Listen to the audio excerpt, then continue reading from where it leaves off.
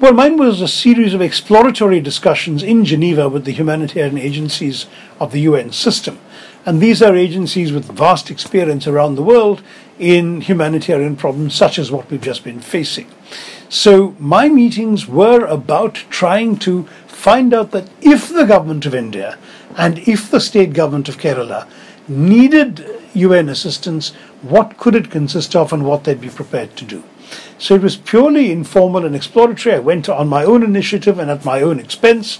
I wasn't representing anybody and I wasn't stretching out a begging bowl as I've been accused of.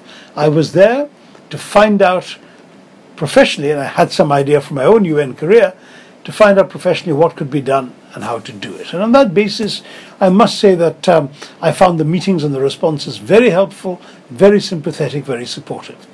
Two major things. One is, of course, some of the practical immediate relief, such as, for example, the WHO pointed out, they have 2 million anti-cholera vaccines in stock, so that if the polluted water in Kerala were to risk starting a cholera epidemic outbreak, that we could immediately get these vaccines from the WHO, the World Health Organization, free of cost.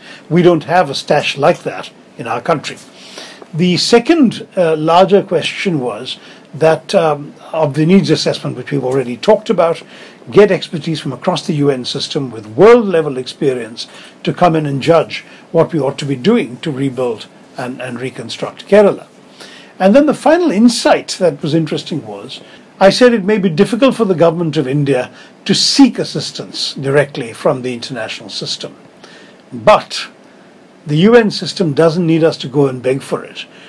If we signal to the UN system that offers of aid from them would be welcome in such and such areas, they themselves will offer it to the government of India, because India is a member in good standing of the UN. Many UN officials are themselves Indians. It's not a problem to say to the UN, hey, you're an organization we're a part of, we need these things, come back to us and make a formal offer, and we'll accept it.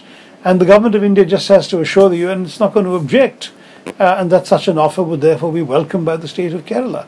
So these are all things we could do, and I've conveyed a detailed report of my discussions, obviously much more detailed than I could give you now on camera, to the Chief Minister of Kerala.